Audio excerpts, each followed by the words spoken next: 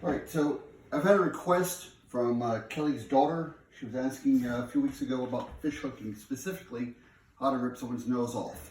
So, going back to some material that you'll see in the past, this is not something new. This is something that's taught in variations of catch as catch can in the United States.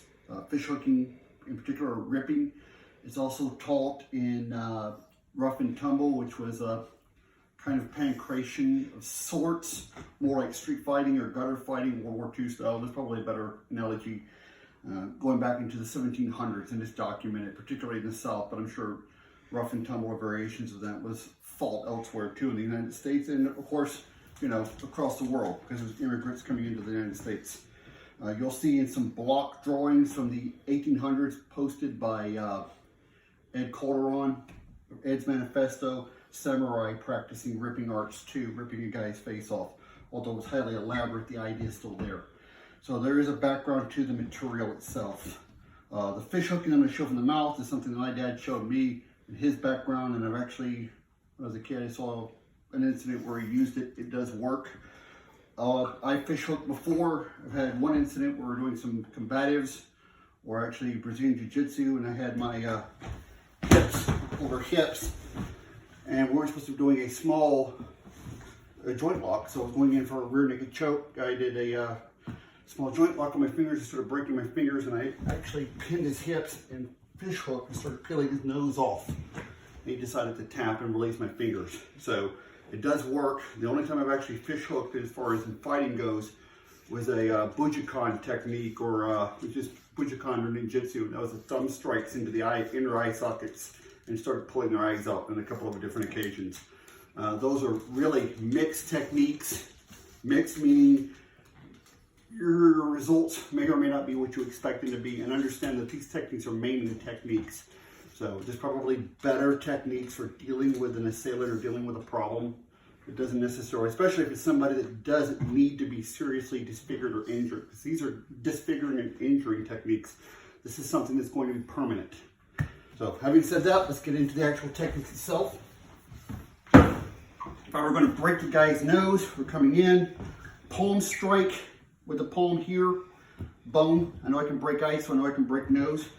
And I've got it pinned, hooked, and I'm actually going to hook these fingers up and in the nostril and pull up and in, almost like you're pulling a lawnmower. I'm going to rip it up and out.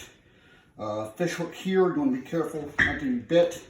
And you can do this from the side too, but I want to isolate the head and neck and rip. Hook in here and actually pull.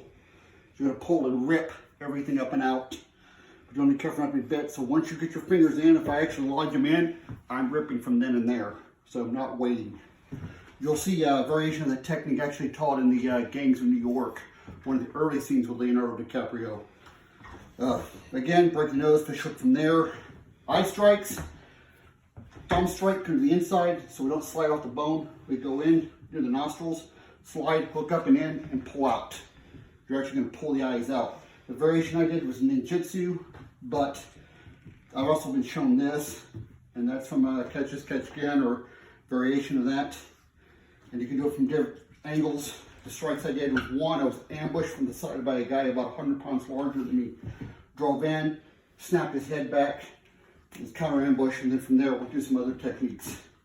The other time I used it was once, drove it in, started pulling the guy's eye out, and decided against it because I didn't want to maim him. So the fight continued from there. Again, results are mixed. Just because you hit somebody in the eyes doesn't guarantee that it ends the fight. It might be better if you're going to do something and you don't want to cripple them or blind them. It's just a short strike to the eyes there. So, fish hooking, ear. Again, isolating a body part. Head or neck, something like that.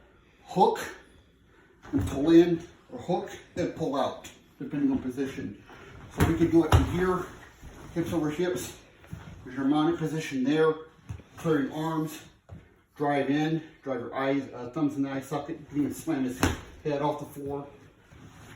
If you're working from here, from the back, between hips, maybe he was on top of somebody attacking him, you're able to push his head off to the side, slam his head off the floor, breaking his nose, and then peel his nose off. So I hope that answers your questions. If you have more, I'd be happy to demonstrate. In the next couple of weeks, I'm going to actually get another video And I'm going to show you how to conceal razor blades and use them too. Tape to your fingers, inside your mouth, etc. So in places where you're not necessarily supposed to have a item, you can kind of wire work your way through. So, all right, hope you enjoy it. Connie, please show Kelly's daughter the video. Hope she enjoys it. I don't have another way of sending it to her, so I guess it's going on Facebook.